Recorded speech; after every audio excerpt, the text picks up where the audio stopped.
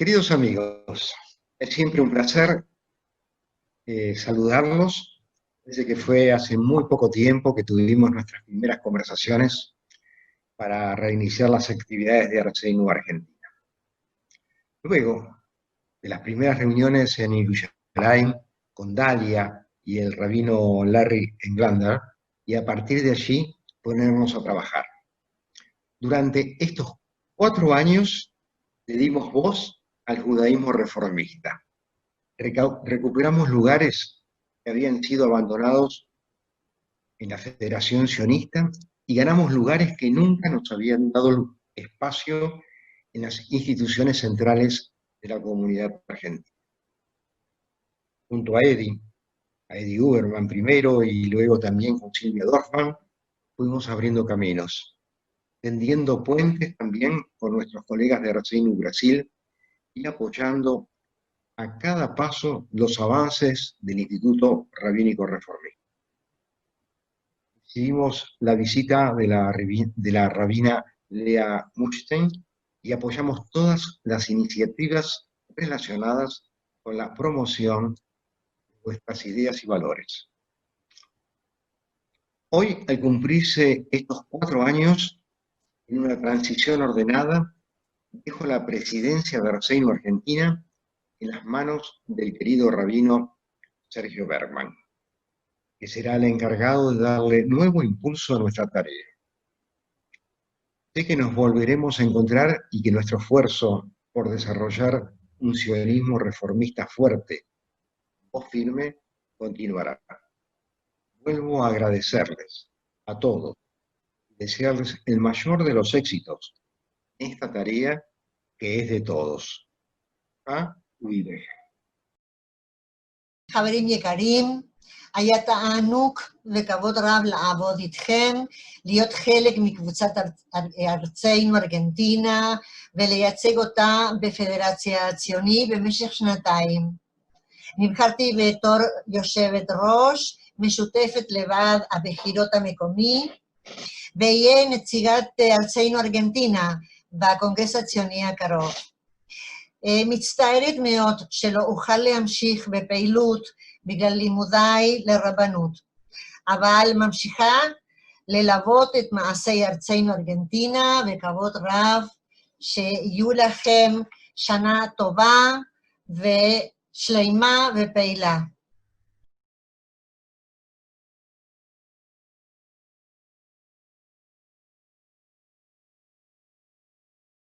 Hello everyone. I'm Robert Lee, President of Arzenu France, which is still a very young institution. We got started here less than 10 years ago, thanks to the inspiration and energy of 2 young men, Olivier de La Salle and Oren Giorno. They carried Arzenu to its first major success, a mandate for the Zionist Congress 2015. I took over the presidency 3 years ago when Olivier made Aliyah. Fortunately, Oren is still with us and others have joined. Looking back over the last 5 years, Arzenu France has made considerable progress. Thanks to an energetic election campaign, our membership has grown 50% and we won 2 mandates this time for the Congress 220. We've established 2 key moments in the Jewish calendar, Yom Ha'atzmaut and the Israel Diaspora Day, when we celebrate Israel with all the liberal communities in France. We participate in the solemn reading of names at Yom HaShoah. We organize regular conferences and workshops about Israel, history and current affairs, economic and social issues, cultural and religious topics. We have forged operational partnerships in Paris with the WZO, KKL JNF, and Israel Bonds, and our place in the French Zionist Federation is no longer contested. We publish a weekly online newspaper, and we have made several contributions to community newspapers. Finally, we have been blessed with precious visits from top representatives of Arzenu Olami, IMPJ, and WZO. Thank you for these. They are incredibly important. They keep us up to date and bring us new insights. They open a window for dialogue, and they strengthen our role and credibility here in France. Looking ahead to the next 5 years, I see many reasons for optimism. The liberal community in France keeps growing. Liberal Judaism is at last winning recognition from the Orthodox institutions and finding space in the Jewish media. Arzenu's executive board is attracting women and young people from synagogues in provincial cities as well as Paris. So as I hand over the presidency at our General Assembly next month, the biggest challenge for my successor will be to ensure an exciting program of activities with broad appeal to members and sympathizers in a period still characterized by the constraints of the COVID pandemic. In conclusion, let me thank the team at Arzenu France for their unfailing support over the past 3.5 years, and all our friends and colleagues in Israel. We could have achieved nothing without them. L'chaim.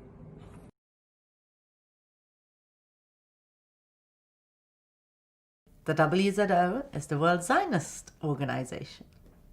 The WZO can influence reform liberal Judaism in Israel, and we can make a stronger impact in Israel through the shared values that we have with all our brothers and sisters in the liberal movement all over the world. The Israel Movement for Progressive and Reform Judaism is the umbrella organization, the Israeli umbrella organization of all the reform congregations and institutions in Israel. Now, IMPJ itself cannot be a political arm. It's not involved in politics by law, but it is involved in the grand framework of the political works of the reform movement, and that is done through Arzenu. For us, on the reform side, we have ARTSA in the US. Most of the countries around the world that we have representations will have either ARTSA or Arzenu within that country.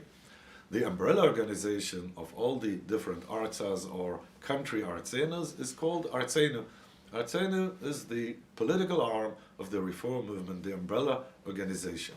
On the simplest level, Arzenu is one of the political parties that make up the WZO. The WZO has 3 constituent groups within it. One are the apolitical Jewish organizations that define themselves as Zionist. So those are the World Union for Progressive Judaism, it's the women's organizations Ritzo Hadassah, the World Union of Jewish Students, global Jewish organizations that it was felt should be represented around the political table, but that are not political in and of itself, and therefore they just get represented. Then there's representation for the citizens of the State of Israel through the Israeli political parties. Again, those parties who define themselves as Zionists will receive a share of the pie of representation simply based on the outcome of the Knesset election. And then finally, and this is where Arzenu fits in, there are the international political organizations. It's very easy to set up an international political organization. You have to have some sort of platform that agrees with the central document of the World Zionist Organization, which is the Jerusalem Platform. And then you have to have constituents in 5 countries around the world. And Arzenu is one of those organizations. Our platform is that we bring Reform, Progressive and Liberal Jews to Zionism. And we're represented in 14 countries around the world. So within the structure of the World Zionist Organization, we are one of the political players. What does that mean specifically? It means that we get to sit at the table. You have to kind of imagine it as if, you're voting in your local elections, local national elections, and you're voting in people to represent you for the next 4 or 5 years. And then they amongst them, depending on the power balance between the parties, a cabinet is decided and ministerial posts are decided. The WZO has the board of directors, which is called the Hanhala. So when you hear someone say the Hanhala decided this, the Hanhala is the board of directors of the WZO. WZO actually owns 50% of the Jewish Agency, which will also be heard as JAFI. The Jewish Agency for Israel is the Zionist organization that was formed by the WZO. At some point, 50% of this organization was moved, or the ownership of, was given to the JFNA, which is the Jewish Federations of North America, and also to Keren HaYesod, another acronym, which means an organization that's owned by the Zionist movement, which is the fundraiser of the Zionist movement. That's called Keren HaYesod. You'll hear about them, KH or Keren HaYesod, around the world. There's also JNF Kakal. Kakal is the landowner that the small blue boxes that are also called in Yiddish pushkes, where people push in their 10 cents. I would still do that as a young elementary school student. Every Friday, last lesson of the week, the box would go around. Everyone would put their few agorot then into these boxes, and through the money that was raised by Keren Kayemet, land was purchased for Jewish settlement of the state of Israel. So now these lands are now actually bringing in money, in spite of the fact that we are also purchasing land, but we try to make sure that these purchases, and again, this is why our strength is important, that the land that is purchased is in areas that we, as reforms and our values, allow us to believe that these are widely consensus within the Jewish people, and not areas where we are less happy with that land is being purchased with. So Kakal in Israel, in the countries outside of Israel, is called JNF, Jewish National Fund. These are organizations that are local organizations which are connected to the Israeli institution that's called Kakal, but they're autonomous. That's JNF US and JNF UK, which we don't have influence on from the Zionist movement. We do have influence on our own institution, which is called Kakal, and has 17% of the ownership of the land of Israel. I mean, for me, the biggest thing about the alphabet soup is that once you learn all the terms, you realize that nobody at home knows what the terms are about. So, like, I say kakal, and everybody in Israel knows what you mean. And even if you say KKL, most people don't really know what you mean. It's all a bit confusing. And I think one of the things is there's this whole hidden world of institutions that until you get involved in Arzenu, you have no idea how much power they have. And for me, it would be more like an introduction to alphabet soup, which is like, this is like opening the door on a secret world, but it shouldn't really be a secret because it has enormous power.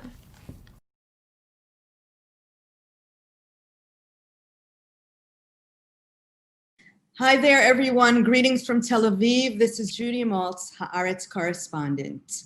I think we probably need to start by pointing out that the Arab-led Joint List, which holds 15 of the 120 seats in the Knesset, has no representation in the World Zionist Congress, so it will not be part of this review.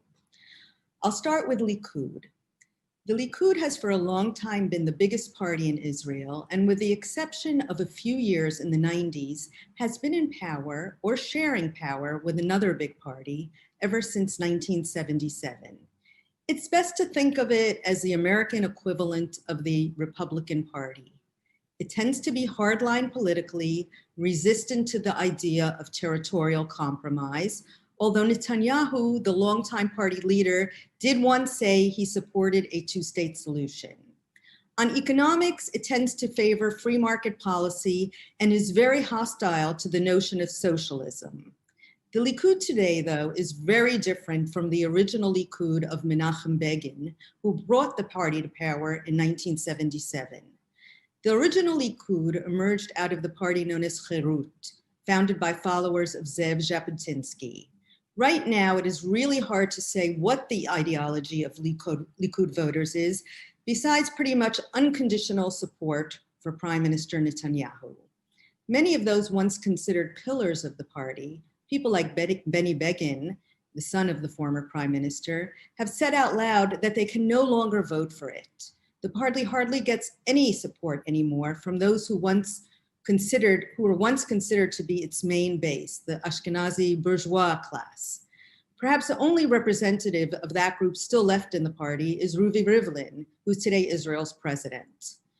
The Likud receives most of its votes today from working class Mizrahim, that is, Jews of Middle Eastern and North African origin. They tend to live outside the big cities and still harbor a lot of resentment toward the Ashkenazi elites. The reason goes back many years to the time their parents and grandparents arrived in Israel in the 50s and 60s and weren't always treated nicely by the old-timers. Begin, by the way, was able to leverage this resentment to his benefit in 1977, as has Netanyahu, perhaps even to greater effect. Let's move on here now to the second biggest party in the current Knesset, Blue and White, otherwise known as Kahol Lavan. Blue and White is a relatively new party and the major partner of Likud in this government. It was formed as a merger between three smaller factions, Chosen Israel, or Resilience for Israel, which was a faction or party founded by Benny Gantz, the former Army Chief of Staff. Yesh Atid, a party that has been around for 8 years and founded by Yair Lapid, and Telem, a very small party founded by Moshe Ya'alon, the former Chief of Staff and Defense Minister. After the March 3rd election, Blue and White split up over disagreement about whether or not to join Netanyahu's government.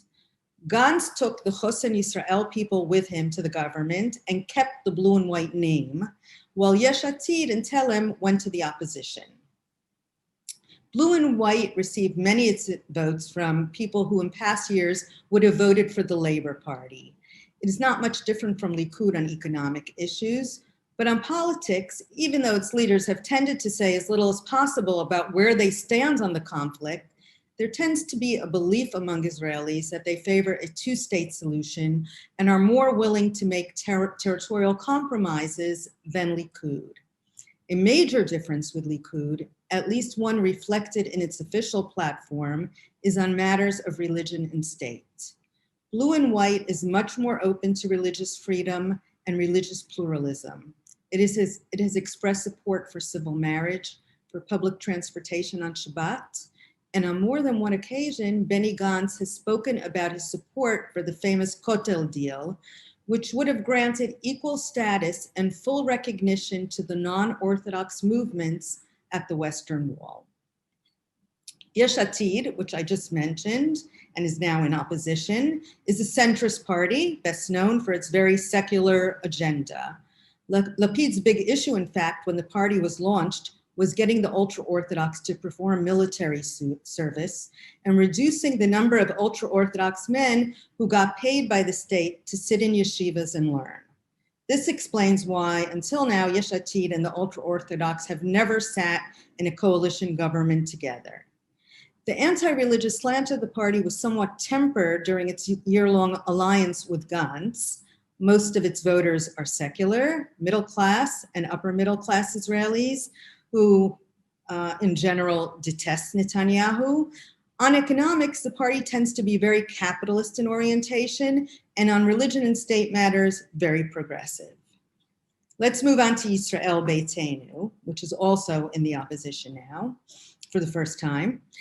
This is a party that was founded by Avigdor Lieberman, once a very close associate of Netanyahu's. In the past, it targeted Russian-speaking voters almost exclusively. In recent elections, it has started to span out more. It tends to be hardline politically, although Lieberman has expressed support for a two-state solution. Because of its Russian-speaking base, it is also a very secular party. Let's not forget that a large share of the Russian-speaking population in Israel, about 400,000 people, are not considered halachically Jewish by the state. Lieberman was able to attract a lot of voters outside his base in the recent elections because of his very fierce stance against religious coercion. Probably the main difference between his party and Yesh Atid today is that his is more hardline politically. Because of various remarks he has made in the past, it's also considered to be somewhat racist, an anti-Arab party. Let's move on to Yamina.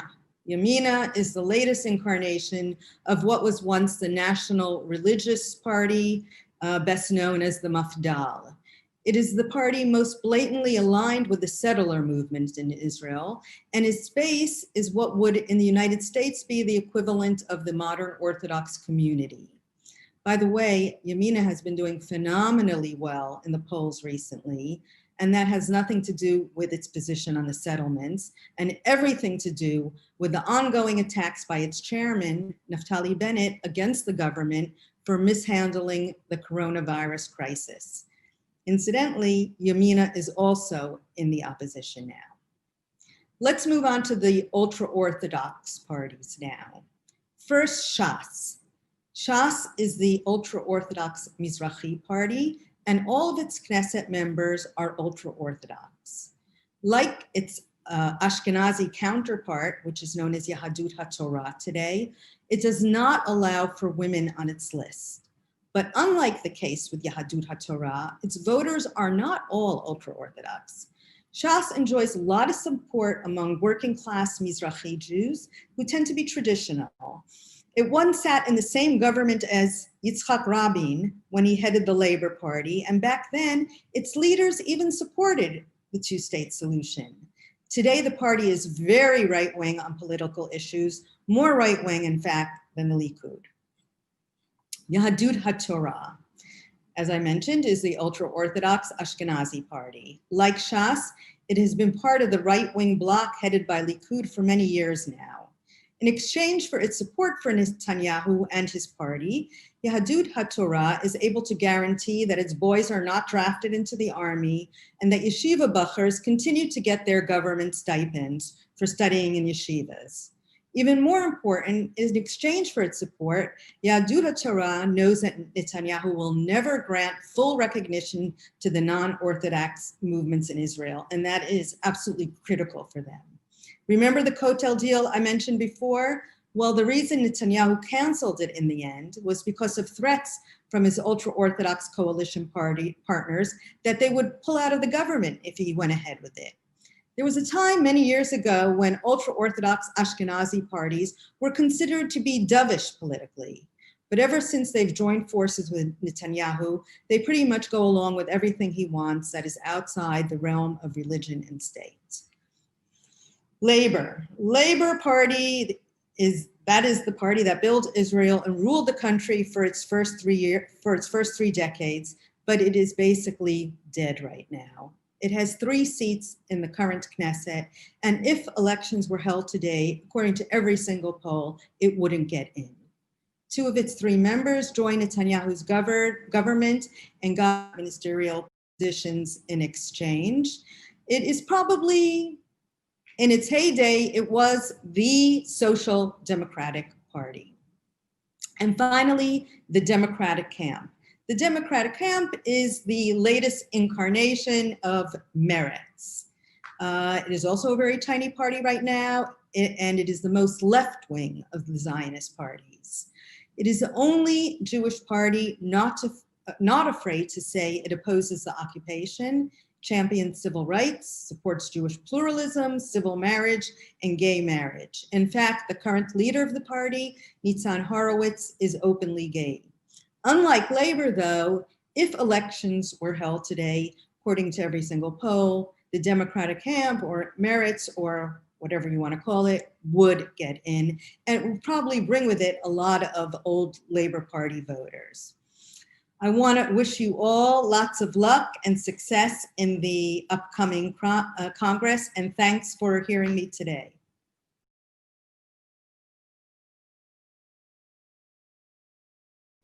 Shalom. I would like to welcome our friends from around the world, Arzenu delegates and alternates to the World Zionist Congress, and reform activists and leaders from around the world, thank you for joining Arzenu's pre-seminar of the World Zionist Congress.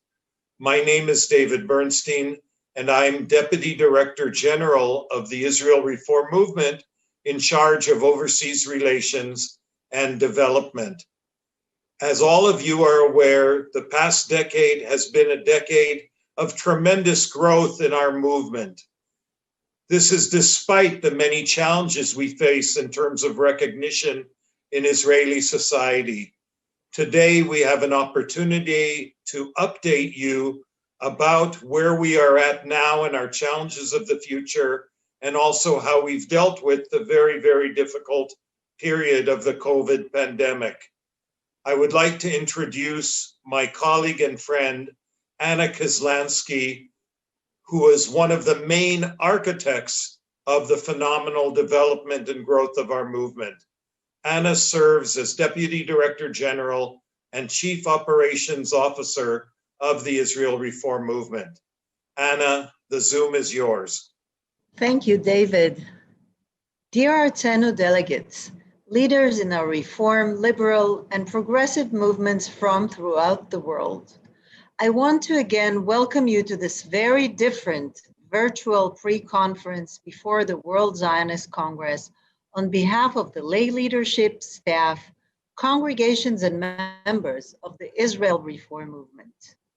I am updating you on the situation of our movement in Israel at a very complicated and challenging time for all of us around the world, wherever we are.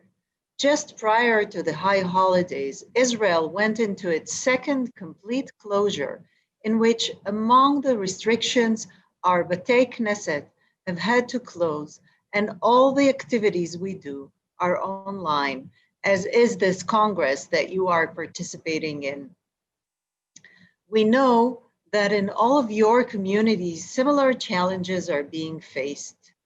We made a clear decision, as did our movements throughout this world, to use this challenging situation as an opportunity to reach the maximum amount of people and offer them spiritual and cultural Jewish refuah during this period. In Israel, we knew that with people homebound and in very difficult family and personal situations, that there was a chance that our pluralistic Jewish egalitarian services, study events, music, and holiday celebrations and commemorations would touch their hearts and minds. Since March, our movement and congregations have worked together to make egalitarian progressive Reform Judaism accessible to hundreds of thousands of Israelis. We have succeeded in doing this despite the fact that, like in many of your movements, we had to make a painful budget cuts of around 20% as a result of the COVID pandemic. However, we have not laid off workers in the movement and even increased our investment in social media and online content. We worked tirelessly to improve our online tools and resources. We established an Israel Reform Movement online broadcast channel that provides content to both our congregations and to the public at large. We redoubled our efforts to provide resources that individuals and families could download from our internet site and use for home holiday celebrations and other special occasions. This includes a special downloadable Passover Seder, Israel Memorial Day and Independence Day materials, resources for Shavuot, and of course, resources for each of the high holidays. Hundreds of thousands of Israelis downloaded our resources from the internet over the past 7 months since the crisis began. We sent and put on YouTube many short films during the holidays. The movement and almost all of our 52 congregations broadcast special holiday events in which tens of thousands of Israelis participated online. Prior to Rosh Hashanah and Yom Kippur, we advertised our online services on Israeli radio in short 15-second segments and saw much interest. Of course, we clearly stated that we are the Israel Reform Movement and that we are broadcasting services online, including Rosh Hashanah and Yom Kippur. All this proves again what we know from professional surveys, that there is a target audience that wants what our movement has to offer. We have continued primarily online our activities with Russian-speaking Israelis, youth, young adults, education, and our Israel Diaspora Relations Project. In all these spheres, we have had to make adjustments, but we have not stopped any activity. Our legal and public policy arm, the Israeli Religious Action Center, continues to fight both for our movement and for Israeli society as a whole. We have had success in getting some of our congregations places to worship in their local municipalities, and at the same time, recently had a victory in our Supreme Court case calling on disciplinary action to be taken against the chief rabbi of Tzfat, Shlomo Eliyahu, for racist and inflammatory comments against Arabs and members of the LGBTQ community. One of the accomplishments that we are very proud of is that we are about to complete the publishing of a new Israeli Reform Siddur, Tfilat Adam, which combines traditional and modern, authentic Jewish and Israeli liturgy. In the next few weeks, this will come to all our congregations and be in Israel's major bookstores. Like all of you, we are dealing with two major challenges: how to maintain the growing interest in our movement during this Corona period that doesn't seem to be coming to an end, and especially how to keep people involved and engaged in our movement and congregations when the Corona pandemic finally comes to an end. For us, members of Jewish communities all around the world, only a covenant of destiny can overcome the physical distance between us. We need to ensure solidarity in each of our societies and among ourselves. I believe that we can meet and overcome the challenges posed to us by the Corona epidemic while maintaining our deep faith and commitment, while nurturing a promising future for the Jewish people and the state of Israel. From here in Israel, I wish you and your families health and safety. I want to thank all of you for your solidarity and support for our movement in Israel through your participation in the World Zionist Congress and through all that you do. Toda rabah.